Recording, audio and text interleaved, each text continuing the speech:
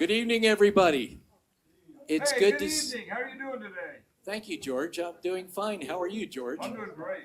Thank you. All right, very good. Would you like to come up front and just cut loose? Cut loose? Sure.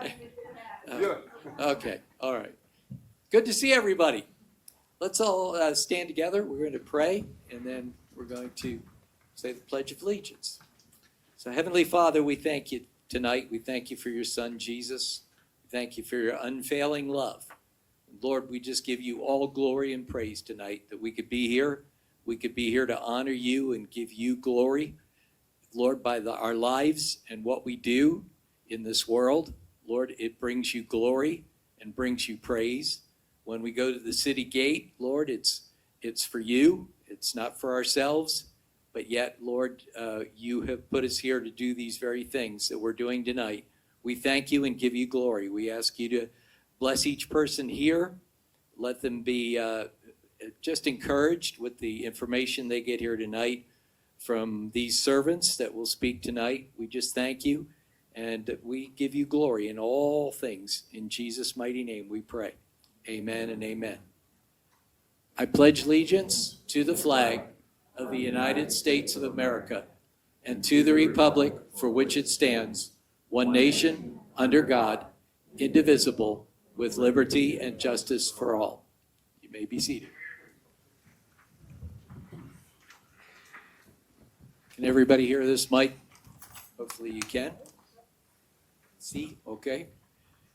We got some interesting things we're going to go over tonight, and we will get back to the Constitution, I promise, one of these days. But things are happening around town here, so we'll go over some of these things. And we're not here to be whistleblowers, but we are here to be watchdogs and watchmen. So we're going to cover some of these topics tonight, and we have some interesting speakers to talk to us tonight. Here's a good saying. I'd like this to be our motto, Lyle, if we could. Oh, no, by the way, Lyle, why don't you stand up? This is our beloved CEO, President, Chief Executive, Lyle Austin. And I'm his little assistant. Okay? There we go. So ordinary citizens have extraordinary power when they stand up for what is right. Boy, isn't that true? Okay, I got two yeses. Isn't that true? Yeah. All right, come on. Or you can say amen if this were Sunday, but it's appropriate any day. So we're gonna make this our motto. I think we're having a board meeting here. Okay, thank you, Lyle. I was contacted by Dean Baumhoff, who is on the cemetery board. He asked me if I would read a letter that he is putting in the news record. And I would like to read this to you this evening. I was going to say this morning, but it's this evening. So he says, my name is Dean Baumhoff, and I currently serve as the treasurer of the Campbell County Cemetery District Board, where I have served for the past 5 years. Recently, I was surprised to learn that our board has been funding outside nonprofits with cemetery funds. These include economic development, which receives $10,000 annually, the Chamber of Commerce, which receives $11.50 per year, and Happy Girls, which has received over $5,000. Our cemetery board president has either served or is currently serving on the boards or committees of all three of these nonprofits. Is that a surprise? You say has? Let's see, what did it say there? Oh. Yeah, well, did we get that? Okay. I can't seem to find my place. Okay. While I respect the work these organizations, I am strongly opposed to using cemetery district funds in this way. The purpose of our district is to ensure proper maintenance, care, and service for our cemeteries, not to serve as a funding source for unrelated nonprofits. I agree with that. When I asked these guys, these groups, why do these groups receive money? The answer was simply that they were the only ones that asked. Well, I didn't know we could go ask for money. We could all go ask, yeah, absolutely. In my view, that isn't a good enough reason to redirect taxpayers' dollars away from their intended use. The residents of Campbell County deserve transparency and accountability for how cemetery district funds are spent. I believe the community deserves to have a say in whether we, as a cemetery district, should be funding nonprofits. So our meetings are open to the public, held at 10:45 a.m. on the first Wednesday of every month at 804 South Emerson Avenue. That's the cemetery. Upcoming meetings will be held October 8th and November 5th, and there's public comment time at each meeting. I encourage members of the public who share my concerns or simply want to learn more to attend, speak up, and help us ensure our resources are being used as they are intended. And then there is a list of people that you can call and weigh in on too. If you'd like to take a picture of this, you can do that right now. These are the board members and their phone numbers, and you could also call Dean. He didn't put his number down, but I salute Dean for calling attention to this. It is? Okay. It would help if I read this, you know. Okay. Anyway, please contact them. And if we go back to our slide there, let me remind you that ordinary citizens have extraordinary power when they stand up for what is right. And we have to push back on these things. Whatever we talk about tonight deserves a lot of pushback, believe me. We wouldn't be bringing it up if it wasn't worthy of pushback. And some of these things, most of the community is not for that we bring up tonight. So please push back. Please show up at these meetings. Dean asked me if I would specifically say for you to show up at these meetings. And again, remember they are, where was it at there? First Wednesday of every month at 10:45. Thank you, Jerry. You have a memory. Okay. Why did I lose that? There they are. 10:45 a.m., first Wednesday of every month. Okay. All righty. Are we supposed to go and ask for funds? Is that what we're supposed to do? You can do that, or, yes, I've had some ideas for, but when you look in, economic development, let's talk, can we pick on them tonight? They're asking, they're not nonprofit is right. And they're asking everybody. They go to city council, they go to county commissioners, am I right? And they ask for all kinds of money. So we need to express our, our disapproval.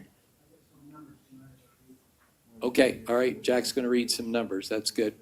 So with that in mind, we will invite Troy to come on up. And Troy's gonna share, I believe, about some property taxes and whatever else comes in to his mind. Troy McEwen, Senator. And before we get started, when you raise your hand, don't start talking until I get the mic to you, because Lois really gets upset when the mic isn't in front of you, because the camera and the audio has to be put together with this microphone. So raise your hand. Hopefully I'll eventually get to all of you. Thanks.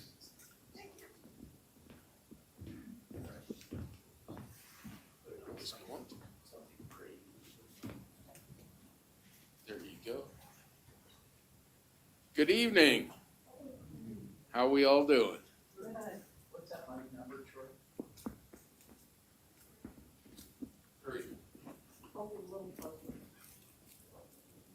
Remember the bad joke in the park? Okay. So, how's everyone doing? We're going to have a little fun tonight at the expense of the left-leaning weenies, as I like to call them. First thing I want to talk about is we're looking at a resolution, and we should get it through our next revenue meeting, to just do away with property taxes, at least residential.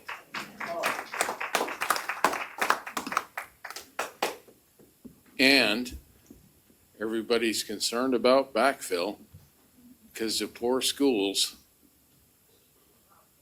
we're going to use an electricity tax, which, by the way, y'all pay. Everybody else that we send electricity out doesn't. Let me say that again. We tax everybody in Wyoming $5 a megawatt, but everything we send out is free. How does that work? Are you talking about out of state? Yes. And we do it for the Interstate Commerce Clause. What we really do it for is because we can. So that's what's going on with that. And the new bill, which has gotten a new name, the Methuselah bill. Because a guy I talked to on Zoom this morning was really upset with the Geezer bill. The long-term homeowners bill. We're going to push to make that permanent and get rid of the sunset date. However, if we get the other two bills passed, it won't matter. So we're kind of attacking them on all flanks. And that's really all I wanted to say about property taxes and what's coming up and let you know. Now let's get into the nuclear issue. My problem with that, as some of you may have heard, is their inability to be transparent. They want to do it. They don't care that nobody supports it. And they're doing it in a back room.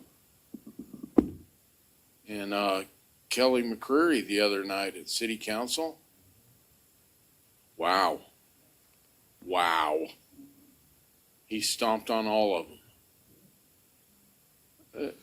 And the issue is, our governor, what a wonderful man he is. My best friend. Working on an MOU with other states to bring everything in. They want to tell you about the nuclear supply chain. We're going to build these plants. We're going to send everything out. Blah, blah, blah, blah, blah. Truth of the matter is, the whole focus is bringing nuclear waste into Wyoming. We have 588,000 people, 9th largest state in the nation. Why not just shove it here? Why not? It's terrible, terrible, nasty stuff. But nobody lives here. Except me and you. And we live here for a reason. And we like it, the fact that it's 588,000 people. We like the landscape. We like what we do. So, to get off on a tangent here for a minute, there is a guy, God bless him, makes $55,000 a year in federal subsidies to not grow pineapples in Wyoming. Now, here's how ignorant I was. I had to go research. Can you actually grow a pineapple in Wyoming? I thought, no way they're paying him not to grow pineapples unless we tried to grow pineapples. It's just more of the scam.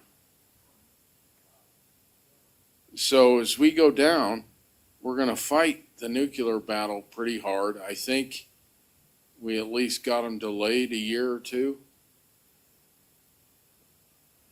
But we're going to have to go after the governor. Yes, sir. Hold on.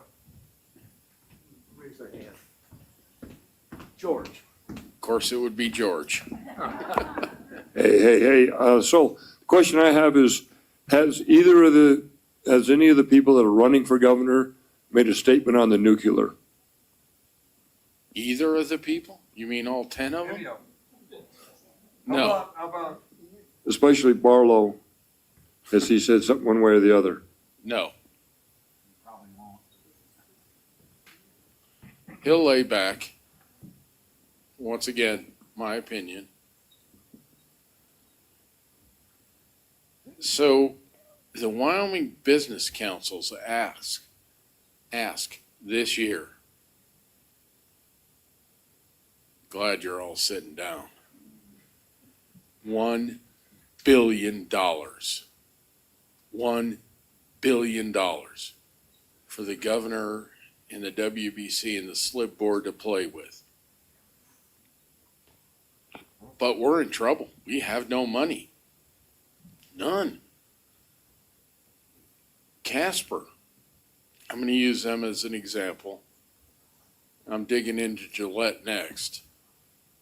Casper revenues have grown 42% since 2022. 42%. And they're whining about the 25% tax cut. Their city budget's $188 million. The tax cut was 1.8 million. Not even a full percentage point. But they had to lay off 4 people from Parks and Rec. We're going to have to get rid of police officers. But that didn't stop them from buying a $9 million building downtown. Didn't stop them from putting $335 million into the remodel. Oh, let's throw $10 million at a new fire department. Yeah. Even that. We'll throw $6 million at a footbridge that's a block away from another footbridge. And it goes nowhere. I was at a meeting this morning. We call it the footbridge to nowhere. Goes down to the river. And nothing's there. $6 million. Now, the people of Casper are upset because they're buying ski lifts at Hogadon. The city wants to own the ski lifts. You know, because we're going to get into economic development committees next.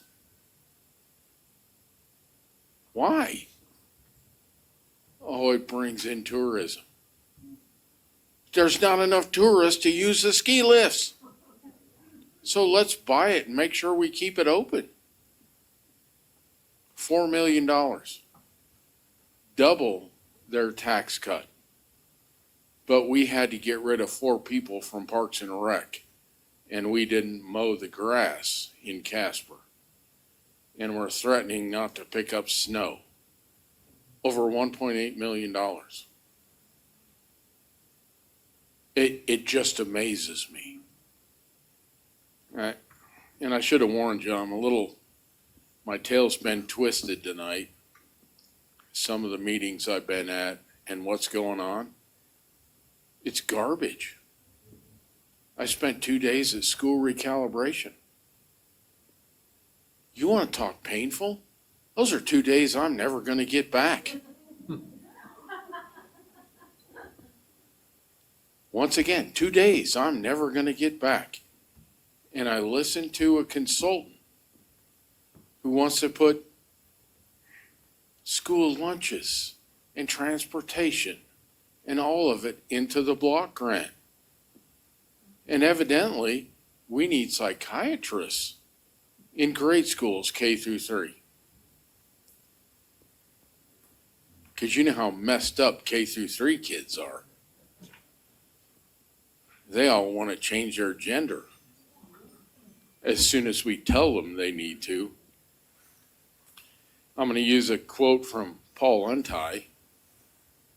Said when he was in school, he wanted to be a fireman or a policeman or a cowboy or whatever anybody told him he should be. Now he's a meat cutter.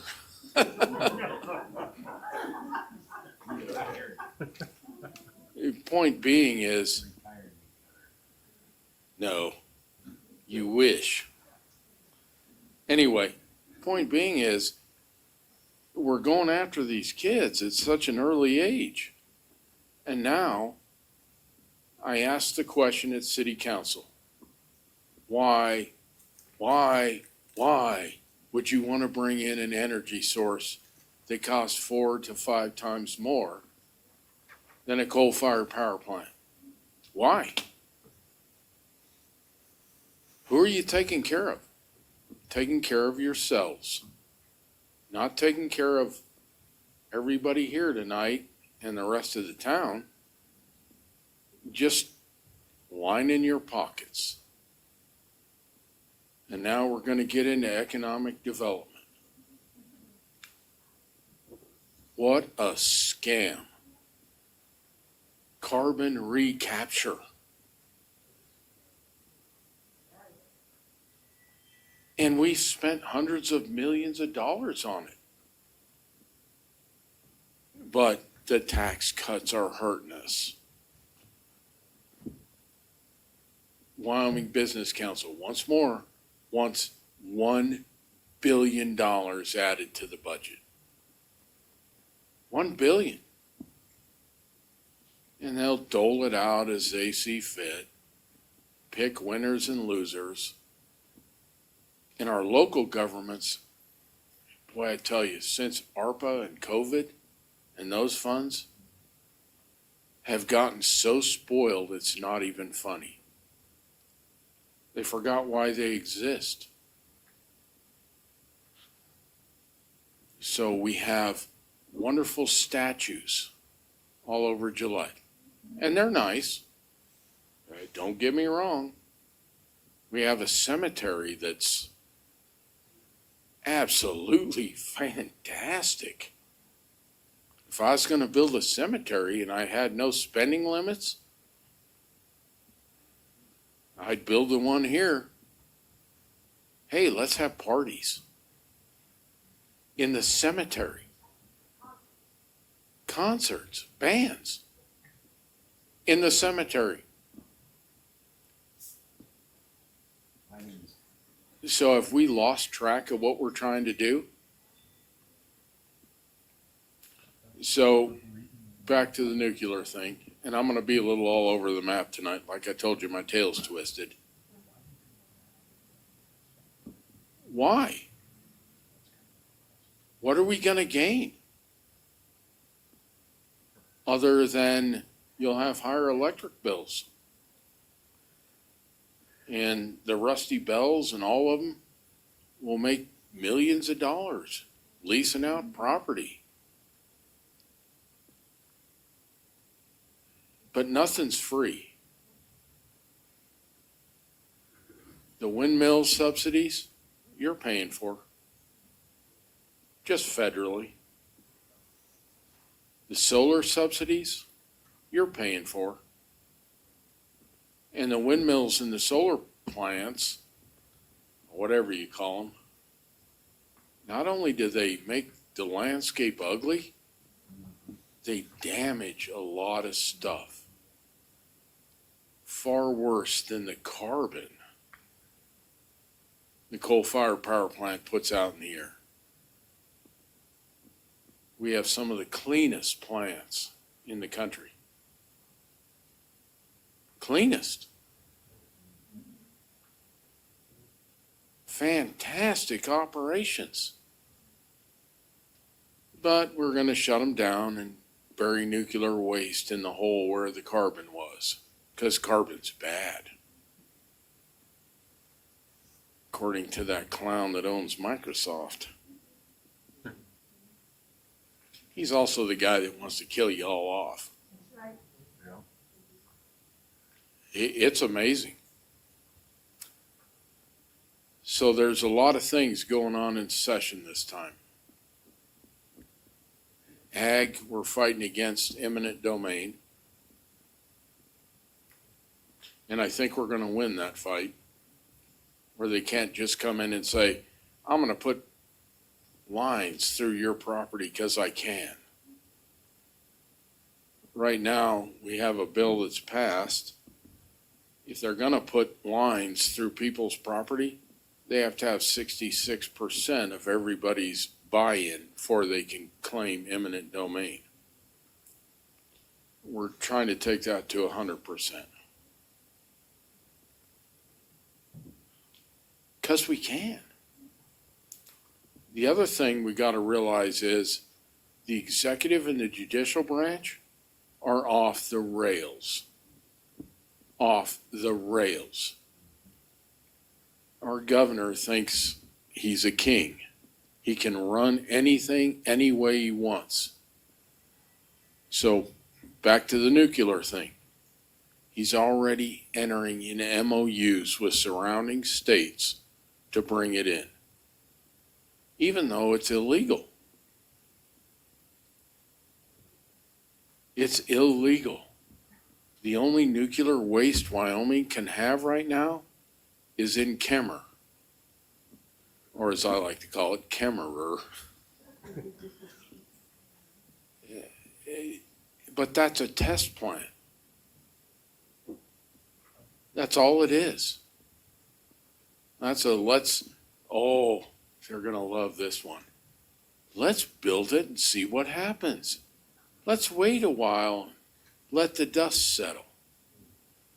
So they tell me about tax relief. Let's see what it really cost. So it's amazing where we're headed. Although there are some of us, and there's more than there was, who are pushing back. I don't think you'll see nuclear waste here anytime soon. I don't. I believe we'll stop it. But we want to talk about the supply chain. Well, we'll build factories here and ship them out. We'll refuel things here and ship it out. But that's not what we're after. We're after the $600 million a year from the federal government. By the way, did I mention you pay that? And our excuse is, well, we only have 588,000 people. So we're ripping off the rest of the taxpayers across the country. And we're going to call it economic development. As we look around this town right now, all the small businesses are hurting, and many of them are going under. And what they've done with the tax cuts, they've made the insurance companies rich. My house is now valued for about $80,000 more than I could sell it for.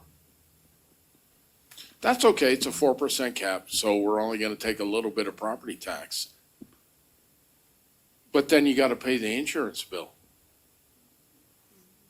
Who literally, for 2.5 years, did not pay severance tax. And we're going to blame that on the county treasurer? How did we miss hundreds of millions of dollars? How? I'm not picking on the county commissioners. Jerry. That's all right. There's several of you. Please. We're fortunate with the county commission we have. We got 3 solid votes out of 5. And they're fighting against the nuclear push too. City council, we got some work to do. We have Jack Clary. And on a good night, Chris Smith. That's what we got. These guys want to put a nuclear power plant in city limits. You know why? because the county won't do it. So we'll bring it in the city. We have a mayor that signed an agreement of cooperation, and they all want to fight with me over that, and they're absolutely right. It wasn't just an NDA. The NDA was part of the agreement, but he signed a non-disclosure. They want to run their own businesses, and they want to do it with your money. So I need to go to the EECD and the other people and say, I got problems with my parking lot. Could I get some money, please?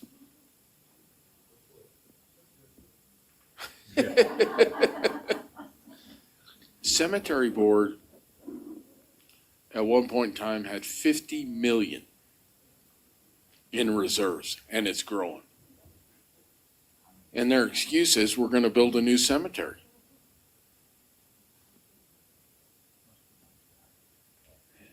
I'm not going to get into everybody's religious beliefs and preferences tonight, but I'm guessing most everybody in this room, when it's time to go, are going to get cremated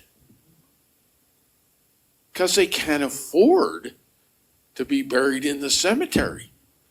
They won't be part of the parties on Friday nights. It just amazes me, the waste we're dealing with. But we have a revenue committee. By the way, I got an email from some guy that said, hey, you're the revenue committee, not the anti-tax committee. I'm like, okay. But we're working with appropriations.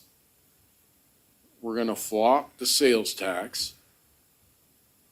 We're going to try to put sales tax on electricity outside the state, which will in turn, oh, are you ready for this? Pay for the school foundation fund. And then all the administrators at the school can get their car allowance and their housing allowance. And tell teachers, you make more than the model calls for. So you should be happy. Am I right, Mary? Legislation voted for an 8.5% tax or pay increase for teachers. Our superintendent made a statement, well, we can't give it all to them because we have a planetarium and we're building a pool. But we care about kids. We want to put food into the model. When I went to school, not to age myself, but I will, I used to have a lunchbox. My mom sent me with a sandwich and some potato chips. And I still learned. And when I graduated from high school, back years yonder, 82% of us, 82%, which I thought was low, were actually capable of doing what they're supposed to do as a 12th grader. Now it's 29%. 29% graduate that have the ability. And God bless the University of Wyoming. It should be like the Statue of Liberty. We'll take you all. You're from Wyoming. We have to take you. Oh, by the way, the first year you're here, we're going to have to re-educate you because you can't pass a college class. You're going to have to do math and English, and we'll get you caught up in a year. And it'll only cost you tens of thousands of dollars. That's what we do. It's getting to a point where we got to push back. My little stunt at the city council meeting the other night has made it statewide. Good.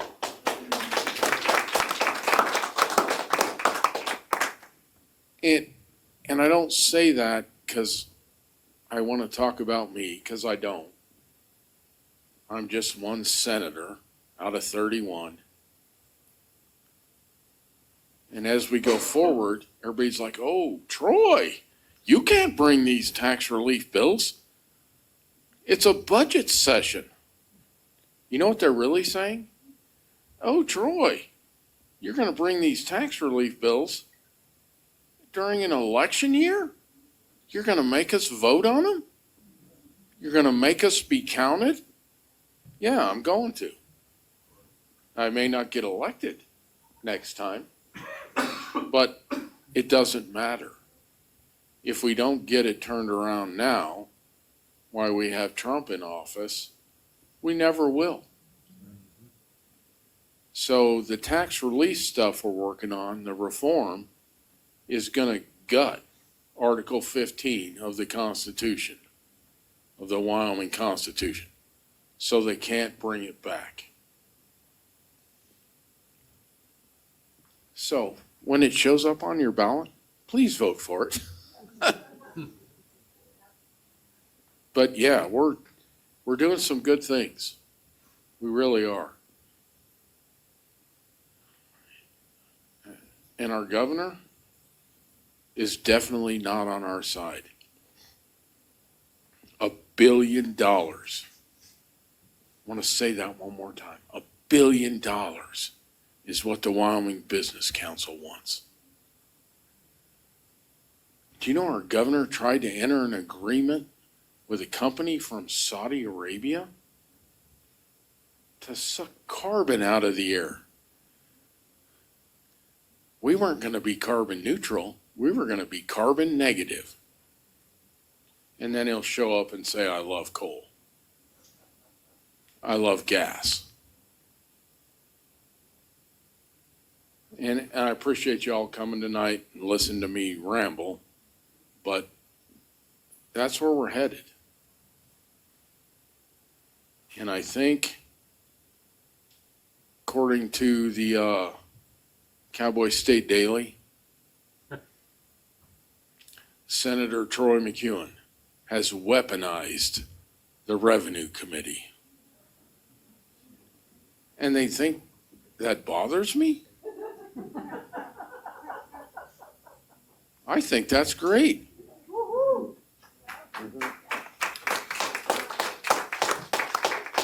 So the 25% tax cut, believe it or not, the largest tax cut in Wyoming history at 2.8%.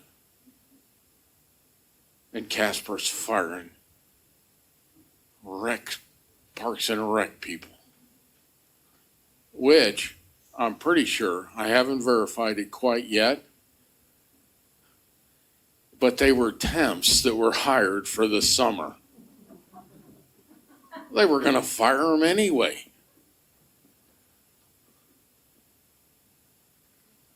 So I'm going to send out a couple questions to everybody on a poll, but I'm going to ask this room, who in here supports nuclear waste?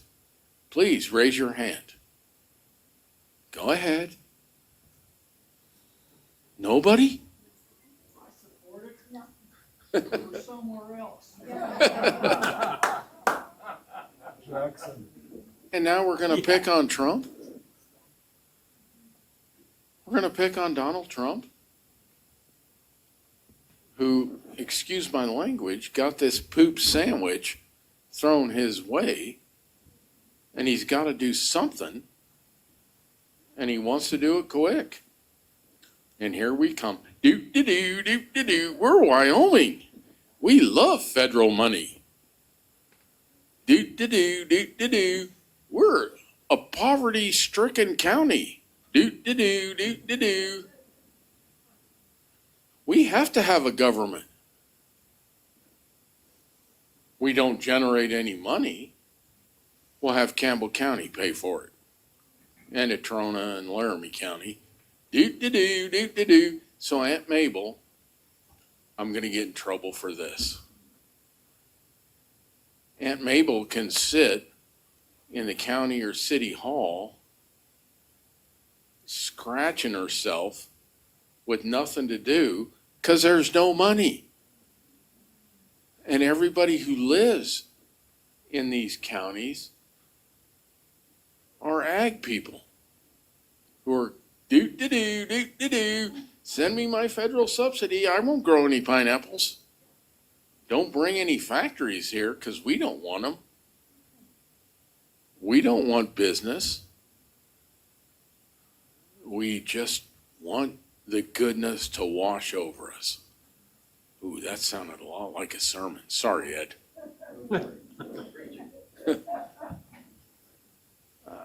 It just amazes me. Like I told you, my tail's twisted tonight, and I was going to be all over the place. But I do believe Chris Knapp and some of my other friends will hold off the nuclear thing.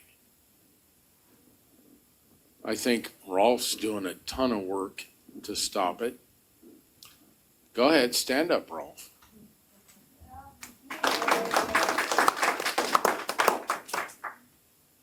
And that's where we're headed. And we got 2 years. Critical. And now I'm going to get into city council, and then I'll be quiet because I've been up here way too long.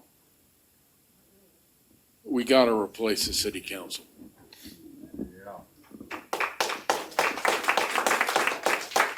We have such good people. George Dunlap should run for mayor.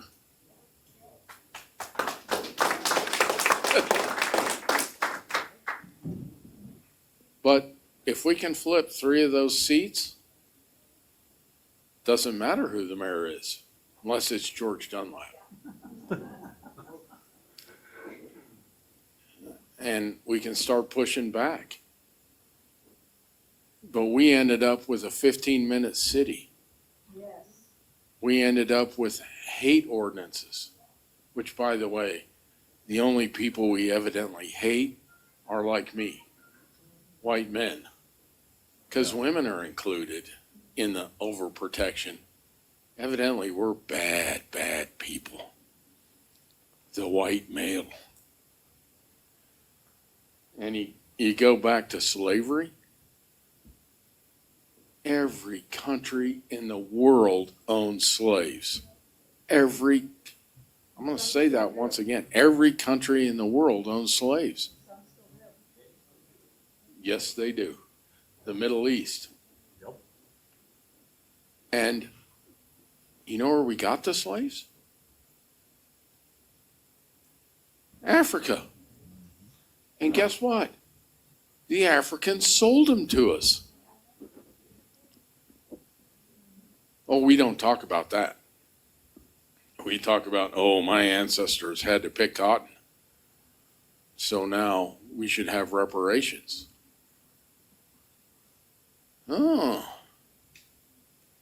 my ancestors are Irish. An Irish slave was $10. $10. And they worked my ancestors till they were dead. The black slaves were $400, and they were worth something, so they kept them alive and kept them healthy. Like I said, I digress. I'm all over the map tonight, and I appreciate you listening to me, but it's time. It's time. I stood here 5 years ago when I was running for the first time. And you wonderful people helped me out. It's my turn to give back. And give back's what I'm going to do. Don't care about a next election. It just has to be stopped. $1 billion. Sorry, that's sticking in my craw. Wyoming Business Council wants $1 billion. And the governor can decide where it goes. Poof. Poof. Poof, 200 million on carbon recapture. And my good buddy Lyle has pointed out, if you take charcoal and put it on your lawn, that'll be the greenest part of your lawn. I haven't watered for 10 days now and it's fluorescent green. We need carbon dioxide. We're getting to a point in the country where the level is going to start endangering life here. And we're going to suck it out of the air? Oh, but we'll get 600 million from the federal government. So you want to do economic development? Start getting rid of the regulations. Start making it not take 3 to 5 years. The data centers, Next session. 200 million is their tax relief. And the mayor of Cheyenne is bitching about losing 1.9 million because of the tax cuts. That's the truth. They just want to dig into your pockets. And they want it all. And they won't quit till they get it. Once again, a little verbose tonight. Kind of all over the map. But that's where we're headed, and that's what we're going to do. And we're going to lean on our county commissioners quite hard in the upcoming months. But have you seen them? They're all big boys. They can take it. And they actually care about you too. So, thank you, Jerry. And with that, I'll take a couple questions real quick if anybody has one. Wait, Jerry.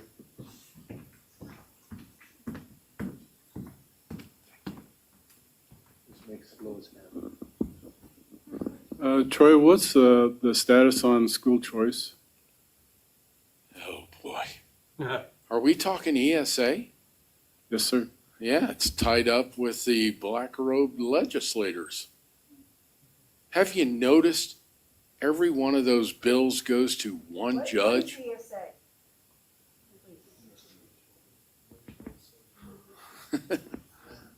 It's basically the $7,000 everybody gets for violating homeschoolers, virtual schoolers. And so it's in the courts. Okay, one more question. Is there a biology teacher in this room today? My understanding, coal comes from 200 million years ago from plant life and eventually ended up being coal. And we're just introducing the carbon back to our atmosphere for plant life. Did I misunderstand something? That was a college or a high school class. I didn't think it changed in the last 50 years or 55 years. Oh, wait.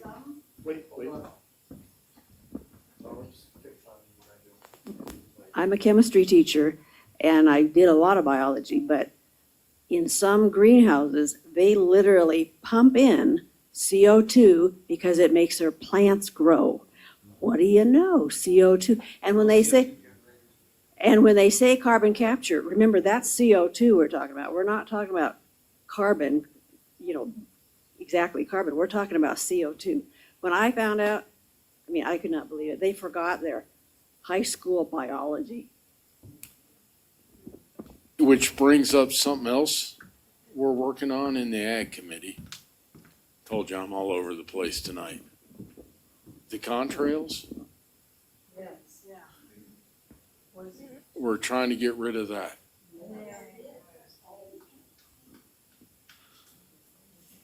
No. Do you know why we haven't? It's federal airspace.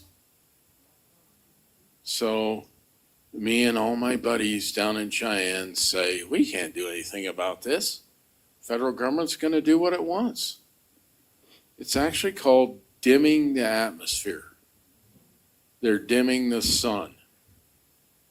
And I wish Bob Jordan was here tonight and a couple of the other people I've talked to who actually grow things for a living. They put so much of it out there that the UV rays they need to grow things aren't getting through. But that's okay. You're going to live forever and eat bugs. So we're working on a bill for that. And there's a lady from Casper who came up with a genius way to fight it. It's pollutant. So the government's putting it in the air, and it's their airspace, but they're polluting our state. The silver oxide and everything, it's falling down.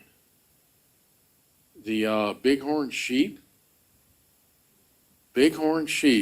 are having problems breeding now. That's cloud seeding. They don't migrate, and they use the snow for the most of the winter for their water source. And now all of a sudden they can't breed? But that's by accident. That's the people who own sheep who've ruined it. So we're attacking both of that to get rid of it. Man, I could go on and on. I'm on too many committees. But, yes, ma'am. Wait, Paul's got the mic. Just to hear you correct, if the state of Wyoming starts buying slaves, is it a burden on the taxpayer? No, I'm just checking. no, Okay. it will be a private business expense. We've got a comedian in every room. Okay, we need tougher food laws because Gates and a bunch of universities also are putting the mRNA vaccine in our food, and they're going to be pushing that. There needs to be labeling and maybe just banning it. And that needs to be ahead of what they plan to do. And also AI needs to be labeled on anything that has AI. That needs to be labeled. You see a video or something, it should say AI. Do you get those phone calls where you think you're talking to a real Oh, person? yeah. Oh, hi, Troy. I want to talk about your mortgage. This is going to sound terrible, but one time I said, ma'am, what are you wearing?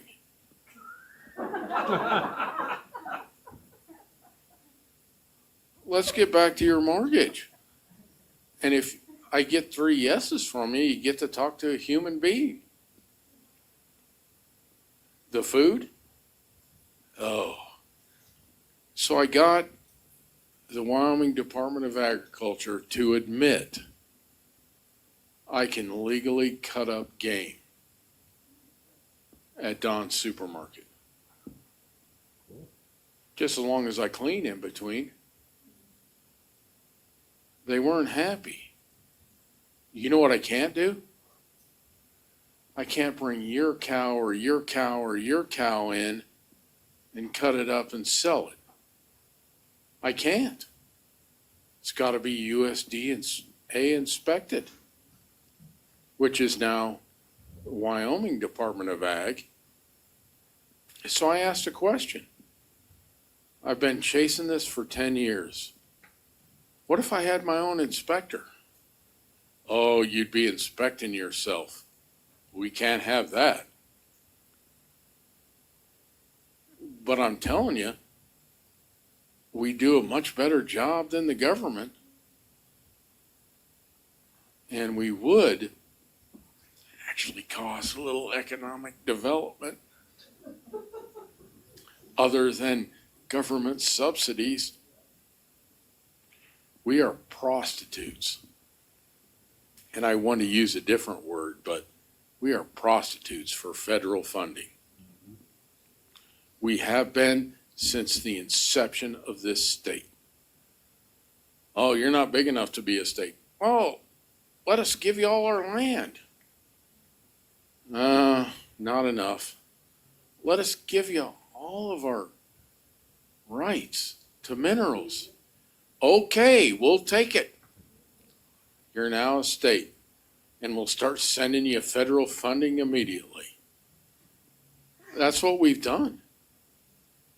Well, we can't have it both ways.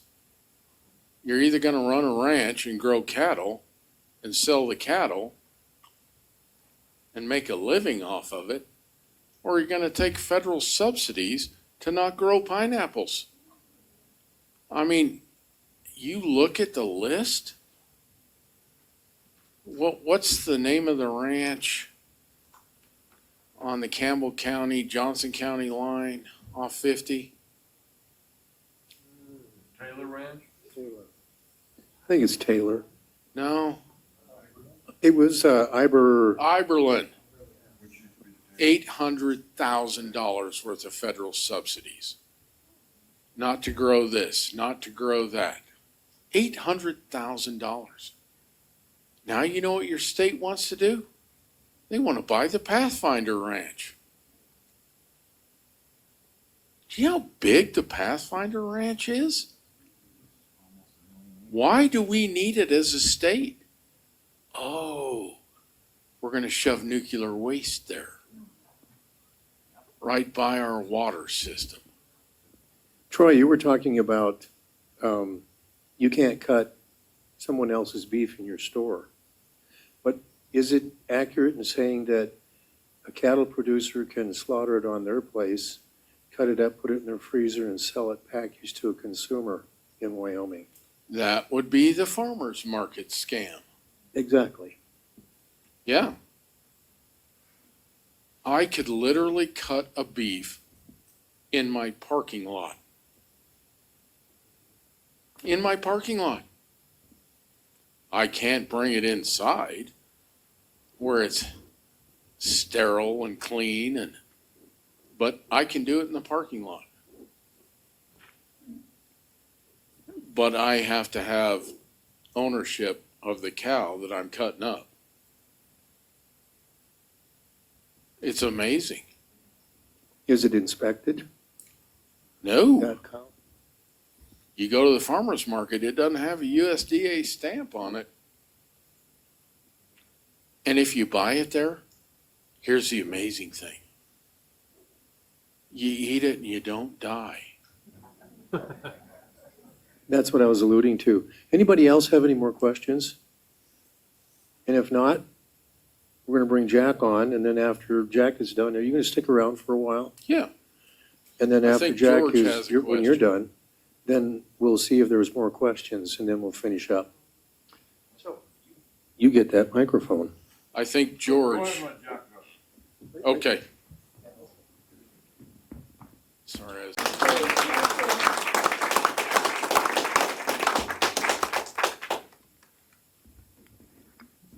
Well, good evening, everybody. I will not be able to do like Troy. I'm not as sharp as him, but I'm going to give it a hell of a shot. First thing I want to talk about is the difference in your electric bill from coal to nuclear. Right now, you're paying around 10 cents a kilowatt hour. Nuclear comes in place at an average of the states about 18 cents a kilowatt hour. So if you look at that, instead of being $100 a month, you'll be doing $180. Isn't that a winner for us if we do that? But throw on top of it, Don's grocery store, for example. His utility rate's gonna be real high. You add that to his, what's the price of groceries gonna do? Skyrocket. It's already high. It's gonna get higher. And so is a restaurant. So we're just gonna drive more cost up by doing this. And I don't think our officers in the government understand this. If they do, they don't care. But I talked about that. What I want to talk about, too, and let you know, on July 31st at City Hall, the following people were in attendance. And this is important to hear. was Mayor Lemval, Mike Cole, City Attorney Sean Brown, Commissioner Jerry Means, Commissioner Jim Ford, Pat Collins, Rolf Ahrens, and myself, and a nuclear consultant from DC. This meeting was generated by Rolf because he wanted to ask a lot of questions from a technical side, so we all agreed to meet. Well, we got through with that, and a lot of talk, a lot of questions. There was a statement made by Commissioner Ford, and I quote, "This is good for Gillette. We can all make money from this," unquote. Now, you can take that for what it's worth, but I don't intend to make any money from it. I'm trying to reduce costs on people, and so is everyone else. But I'm not saying what his intent is, but that's what he made, a statement. He never did clear it up or clarify it, so you just let your minds run the way you want to. What was that question? Couldn't hear you. Get to you. Jim Ford gonna lease some ground to them too? Like carbon recapture? I don't know that, but one could speculate. But money should not be the driver in what's going on. It should be the people's health, the environment, your home, and the quality of life. When we start putting money ahead of everything, what have we done? Back to your comment, we prostitute ourselves again at the expense of the community. Who's going to pay for this to the end? We are. Our kids, our grandkids. This is not right. We need to put Gillette first and not this diluted idea of making money for all. I never heard such a thing. I've been in a lot of organizations, but I never got paid because somebody did something unless I worked for it. So I really think that statement's not right. The Economic Development Group was formed to bring businesses in and good paying jobs at Gillette. We as city has spent your tax dollars a total of $832,860 since 2020. That does not include the county. That's just the city. So you imagine we spent that kind of money and gave to them. What did the county do? Maybe double that, say? Maybe $1.6 million, $1.8 million since 2020? That doesn't include the cemetery board's contribution to them. So the question is, what are we doing with that money? They have not delivered anything in decades. And I asked that question as recently a couple of weeks ago, and I don't see them deliver in the next 2 decades. But we're going to keep giving them money. And I was told by one council person, well, how do they pay for their salaries if you don't give them money? It's not my responsibility to pay any private individual's salary except the people who work for the city. And I can't understand where you would think that we take tax dollars and do that. Guess how much money that our mayor spent going to Washington, D.C. and Mike Cole back and forth to negotiate what they did? Well over $20,000 in tax dollars. How many people knew that? Can you raise your hands? You didn't know that? Well, I didn't know that, so I'm a little slower, I guess, but that's a lot of money of our dollars that you never authorized. That money and dollars can be spent on infrastructure or a lot of other things. Potholes. One other thing, if you've seen the last city council meeting, there was a project that they wanted the city council to approve, which it did approve 4-2, and was the erection of bleacher coverings for the softball fields at the Gillette Energy Complex. The cost of this project from the city was $279,000 with the general fund grant match. So if we got a match, they'd equal, that's close to $600,000. I don't know what the hell we're building out there. I asked that question and didn't get an answer. But everybody said it would bring people in. We attract people from more ball games, which would adjust the revenue higher.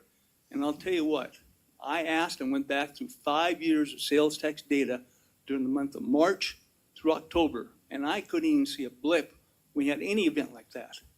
So I don't know where this revenue's come from to say we're getting. All I know is that we're spending money to maintain this stuff. And I also asked, and I'm going to get soon, I hope, is how much money we spend on an annual basis maintaining that stuff out there. That is a real cost. And I understand, and now I got the message, that we have to take care of that because we own the property. But when are we going to start throwing money out there and not put it into the community? When are we going to ask the people what they think? If I remember right, people didn't want the Field of Dreams. But now they got another chunk of money. It has a spot for another set of ball fields at 10 million. Doesn't idea what's gonna happen, but we're in the designing phase as we speak right now. So, as we said before, if you want to stop some of this stuff, the erratic spending, nuclear, it's going to take a whole bunch of people. And it's not going to be just 10, 15, 20, or 30 of us. So if you want to put pressure on people, come to the city council, talk to the mayor, ask tough questions, and demand an answer back. Same with the commissioners, Jim Ford and the rest. Ask those questions. If you don't, we're not going to go anywhere. And one last thing. We can turn it around in November of 2026. If you don't do that, you'll be stuck with the same direction you got right now. Thank you. Any questions Thank you, for me? Jack. Yeah, I've got a question. Would it be a good idea for city council and maybe even the county commissioners to make it easy to have family businesses do business in Gillette? This is a trick question. I know. That's what we're lacking. That's what we're lacking. If you go downtown, you can see a lot of stores closed up. Well, there is a family restaurant on 59. The building used to be Pat's Liquor. They serve fantastic food there. They really do. But the city will not let them use the drive-up window. They'd let Pat's Liquor use the window. I didn't know that. Yeah. And they force them into paving half of the gravel parking lot, which I've lived in Gillette since 73, and it was never paved until they bought the place. It's been a financial hardship for this restaurant. Fantastic food. You agree? Yeah, they make it hard. The city makes it hard for family businesses to make it in this town. They should be making it easy. I'll bring the microphone. Okay, Jack, my question to you is, are you aware or do you know how many meetings that the city council has had that you have not been invited to or privy to? No, I don't. I know there's a lot of things that, well, a good example, in this meeting on July 31st, we got through, the mayor looked at me specifically, and you were there. He says, I will debrief with you guys, city council. I'm here today, we're in the middle of September, and it's not happened yet. Is that transparency? You should be at least transparent to your group and let us go out there and disseminate some of this information. But I don't have it.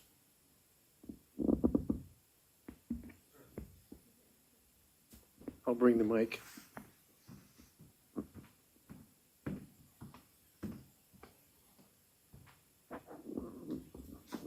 Jack, on the county commissioners, for all projects that we have in the future, we're asking for the drawings to be presented to the commissioners prior to the projects being bid out, and that we're asking for itemized bids so we know what we're actually paying for. And this is basically to inform the commissioners as to what our projects are, so we have an understanding what we're paying for. I cannot say that enough times. We want to know what we're paying for. Well, I agree with you, and if we're going to run a good government and a government for the people and their monies, we need to understand what it looks like. We need to understand why. What's the payback? I get mocked a lot. Well, there's no ROI. There is an ROI.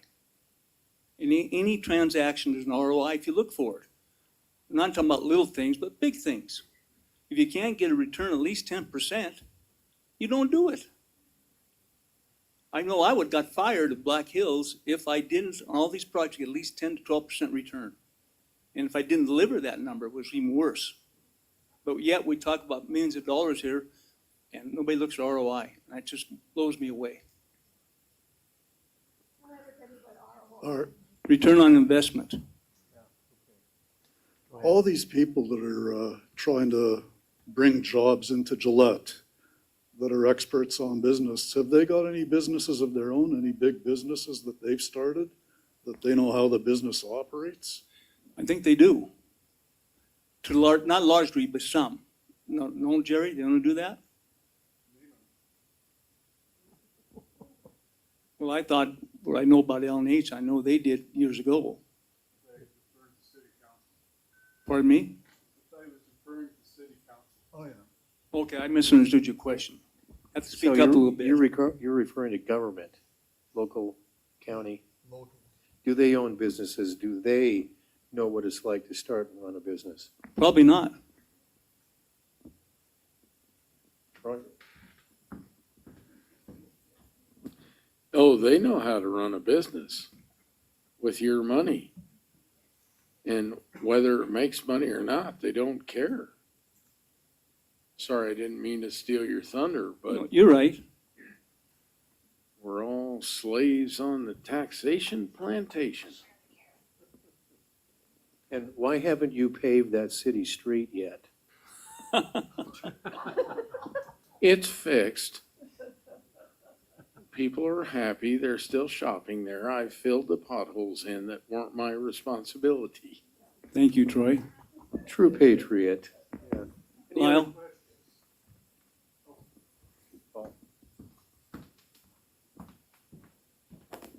I know most of you guys are aware with economic development, with the ECED.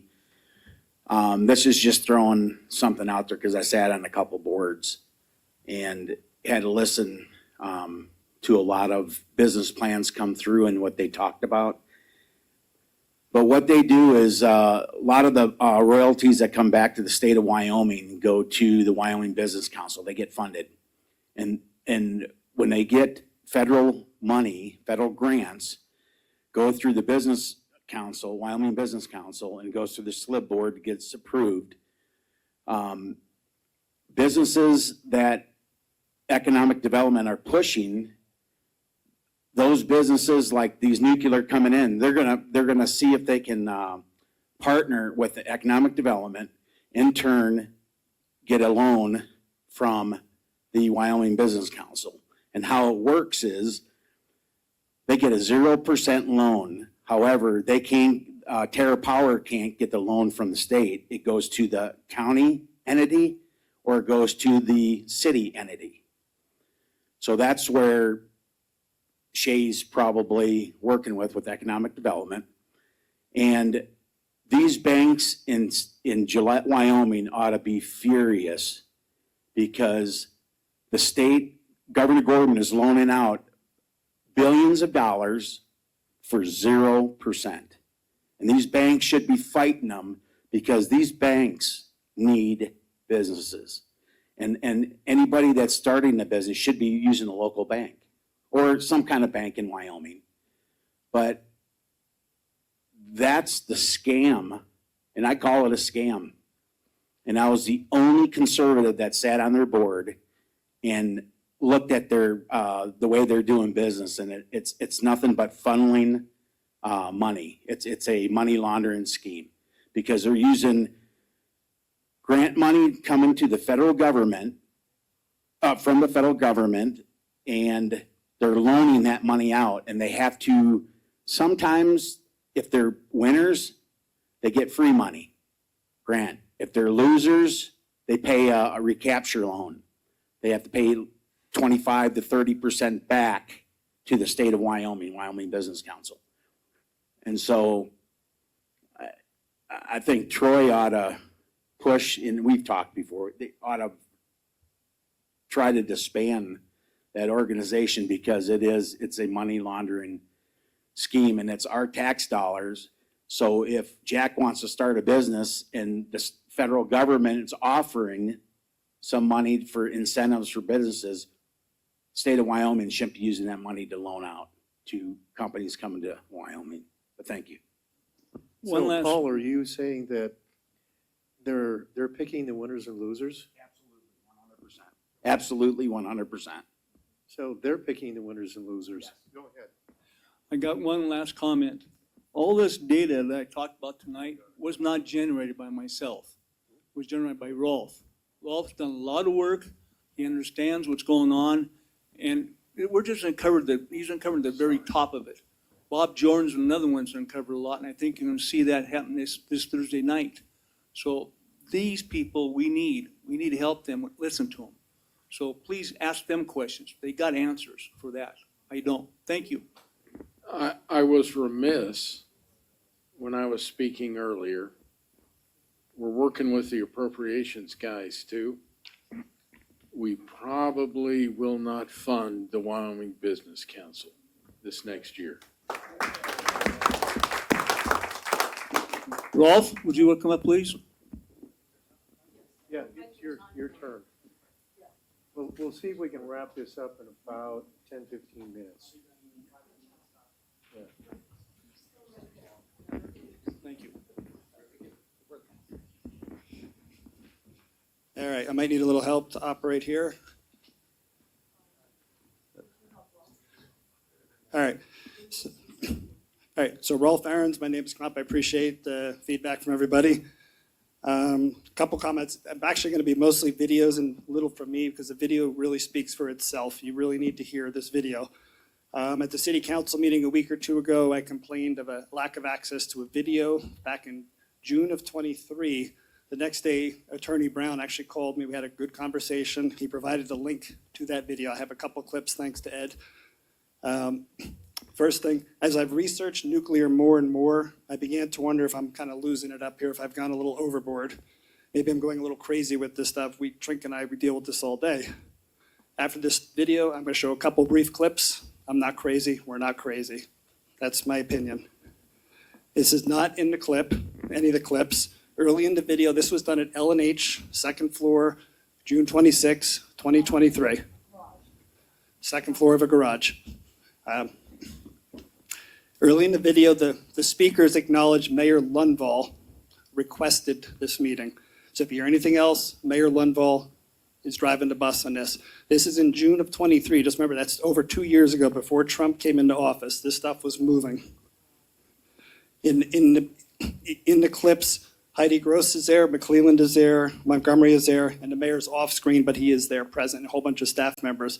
So everything we're hearing here in a couple minutes, a couple seconds, the mayor heard. Assemblies relative to the size of a person. And you put those together into a nuclear reactor, and you put that neutron source to get things going, and you'll get a critical reaction. You'll get this chain reaction that just continues to produce. You put those pellets into those tubes. You put many of those tubes into what's called a fuel assembly, and you put lots of those fuel assemblies together, and that gives you an idea of the size of one of those assemblies relative to the size of a person. And you put those together into a nuclear reactor, and you put that neutron source to get things going, and you'll get a critical reaction. You'll get this chain reaction that just continues to produce energy. Well, you'll do that with the fuel. The fuel's not going to last forever, right? After about 5 years in the reactor, it's declared spent. So you'll hear about spent fuel. And then what you do is you take that fuel out and you put it under water because it's hot, thermally hot. And you let it cool for, it's usually, about 2 years? Five in the pool. 5 years in the pool, and then you can take it out. It's cool enough. You can store it dry. So is all of that usable uranium gone out of that? No, it's not. A friend of mine likes to say it's kind of like burning the bark off a log and then throwing the log away. And there's reasons why you do have to take it out after that amount of time. It builds up poisons in the fuel. But that's how you do it. That's a real used fuel pool. Okay. So two quick things there. 5 years of liquid-based cooling. When I watched this video, it's 2 hours long. It's tedious. So these fuel rods have to go underwater for 5 years. In the video, they talk about hundreds of these microreactors being built. So if you do the math, hundreds of microreactors, lots of fuel coming back, that's a lot of cooling we have to deal with. That alone, we're not exactly in a water plentiful state. The other thing, they clearly said poisons. You heard the word. That's what that the mayor heard that, we all heard that. It wasn't clear what they meant by poisons. I put down here, you could put sugar in a gas tank, you poison the fuel, but I don't think that's what they meant. I think they meant the health poison. 500 rems of radiation is a lethal dose. So if we get exposed, a large reactor puts out 10,000 rems. So you're near large. I don't know what these small reactors are, but I think that's a question that needs to be asked. All right. So we'll leave that, we'll just let that hang there. Okay, this is the cool part. So this is why I care. So microreactors, let's talk about really what can be brand new. I want to show, this is a customer-facing slide. That's what I determined. If you look at the thing, off-site refueling every 5 to 10 years. Great, we don't have to deal with the fuel. No on-site storage of radioactive material. This is what, oh, wait, you can fuel it for us? So this to me is a customer-facing slide. It's hinting of my last slide, the last video. So we'll leave that, we'll just leave. So when might you see commercial variants? Maybe, I say you could see them as soon as 5 or 6 years, 7 years. It's not a matter of if, it's a matter of when you start seeing these things in commerce. So I'd like to think about, well, what might that look like? And the reason I want to think about what it might look like is... This is subtle. Anybody see anything interesting on this slide? It's right here in the middle, data centers. I think that's my opinion, this is my opinion. I used to work in IT for 14 years. Before that, I did environmental engineering for 14 years.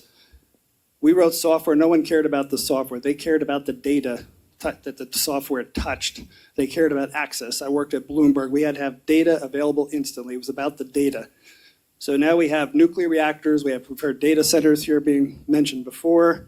It's me, our good friend, and I'm saying this, better known as Satan, Bill Gates, had just had an article where he stated AI is going to replace more and more humans in the near future. This came out yesterday, a scary article. He's also supporting a multi-billion-dollar restart of 3 Mile Island reactor that was undamaged back then. And there's another company, and he wants to do it. He wants to do it to power AI centers on the East Coast. Constellation Energy, I worked at Goldman Sachs at one point during my IT career. I looked at Constellation Energy's portfolio. They have more money than most countries in this world. They're involved with this. So there's a lot of money, a lot of AI, a lot of data. That's what I see. It's my opinion. You guys could disagree with me. This is my cringe slide coming up. This is going to make you cringe. And I'm sorry, I'm going to apologize, but you need to hear this. That's Steve Wandler. So with the nuclear battery format, would you see the manufacturers storing the spent fuel at their location? Yeah, that's their stated business plan, right? Is that they will, they'll have something that looks similar to that, and that they'll finish it, they'll take it back to their site until we have a permanent repository. Or if we decide to recycle, they could put the material in that, but that's the idea. I'm going to repeat the question that he asked. So somebody in the audience asked, and Steve Wandler repeated it back. He said, what happens to the spent fuel that's at the customer site? And he said, it's the business plan to bring it back to the manufacturing site. That's what he just said. The mayor was there, everyone was there. They heard the same statement. We apologize, it was garbly, but that's what was said.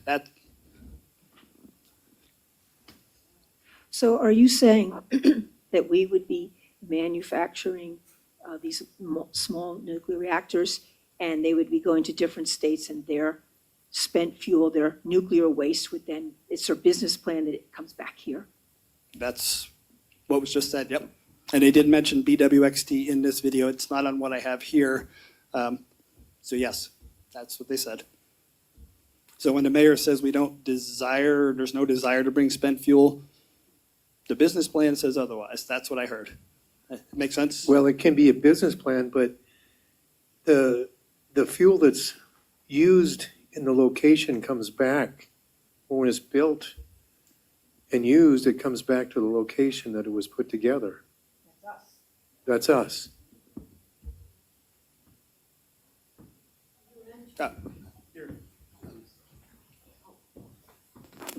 You mentioned the company BW, what is it? BWXT, BWX XT. Technologies. I have heard that they and their subsidiaries go into bankruptcy frequently, leaving smaller communities to deal with cleanup. Is that true? Have you done any research on the bankruptcies surrounding this company? A little bit. It's a long story. So 3 Mile Island happened in 1978, 1979. Right before that, a company called McDermott acquired BW. Back then, it was just Babcock and Wilcox. In 2000, Babcock and Wilcox declared bankruptcy from asbestos litigation. BWXT was part of BW. In 2009, McDermott spun off BW. They didn't want to deal with it anymore. In 2015, BWXT spun off BW. BW is now teetering near bankruptcy. BWX in 2020, McDermott went bankrupt. So a lot of bankruptcy. In 2022, a research firm, Watchdog, I got permission to say their name, Jehoshaphat Research, flagged BWXT for basically cooking their books. It's inflating their profits, playing games, aggressive accounting to inflate their numbers. When BW split off, that went away, and the real numbers came out and they dropped. They're going to go bankrupt. So there's not a good pedigree here.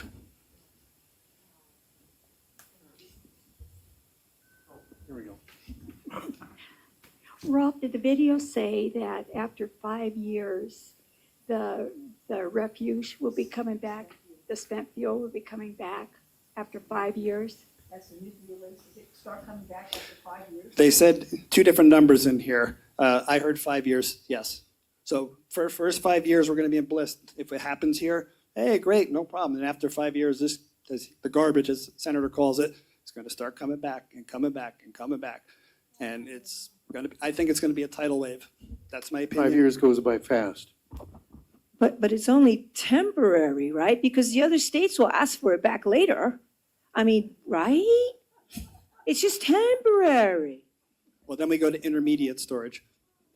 Yeah, but understand, intermediate is pretty much permanent to take intermediate, because everything else in the country is sarcasm. Out of you? Out of you? Okay. Who else had a question? So they just stick that spent fuel in a bucket of water and let it sit there for 5 years? Or do they have to circulate that water and replenish it all the time? And where is the water supposed to come from? And where do you think they're going to put all this stuff if they're going to build it in the city of From your lips to Gillette? God's ears, I don't know. That's an incredible amount of water. Nuclear fuel, when it's fully reacting, is at 2,000 degrees. And that's an active reactor. This stuff coming out is still very hot. It will melt down if it's not cooled. So you're right. It's a huge cooling problem. 5 years, we're going to have hundreds of these things. I don't know. We'll figure that out down the road, is what they would tell us. It's a great question. You're right, absolutely right. Also, keep in mind, Ralph, you pointed out that there's a certain amount of REMS coming off of this spent fuel. Jerry, okay. But that means it is putting off radiation. It's in pools of water. Well, the water is supposed to shield it. They do treat the water with boron to reduce Okay. the activity, but it's still hot. It's still hot and it's putting off radioactivity, correct? Yes. And then that water's got to go somewhere. Yep. Yeah. recycle it in our schools.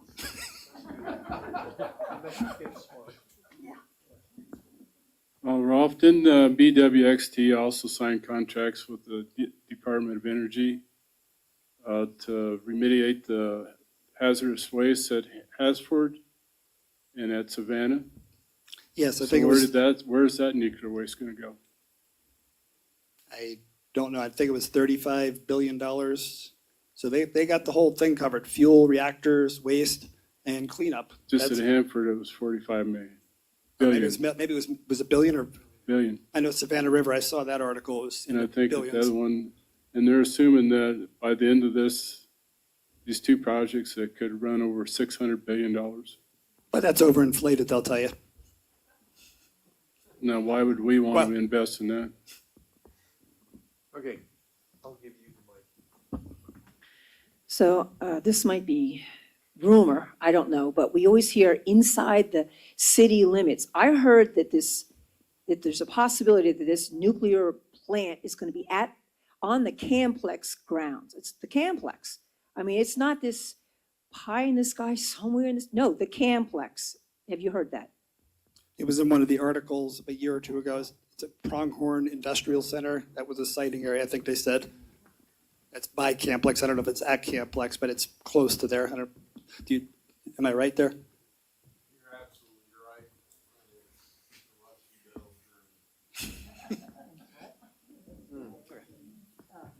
Oh, you said that's a Rusty Bell dream, that it would be located at Camplex? Well, that's why they bought. Pronghorn Industrial Park, I stand corrected. How much more information do That's you it. have? I'm done. You're done, okay. Unless there's any questions. Thank you, And- everybody. Uh, Oh, wait, actually, I do have one more quick thing. One more. One more quick thing. I've watched this video twice. It's over 2 hours long. I found 24 technical questions I have from it. I'm not going to bore you with all them. And then 2 overarching questions that they didn't really address. So there's a lot of stuff in here that really bothers me that I need to ask. So Yeah. that'll come up. Hopefully BWXT will show up and I can spend some quality time with them. So everybody, keep in mind that there's short-term, intermediate, oh, excuse me, I got to get over in the camera. There's short-term, intermediate, and permanent. A lot of this stuff, if we accept it into Wyoming, it's going to be permanent. Yeah, thank you, Ralph, appreciate it. We're gonna have to wind this up because if we don't close this thing down, people aren't going to come back, but I'll let George ask one more question.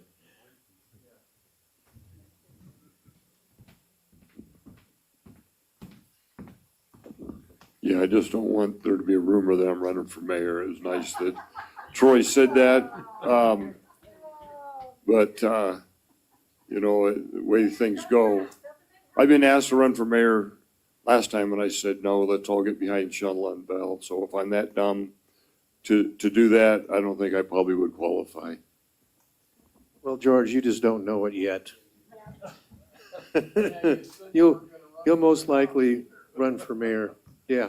Anyway, thank you, everybody. Thank you, everybody, for showing up.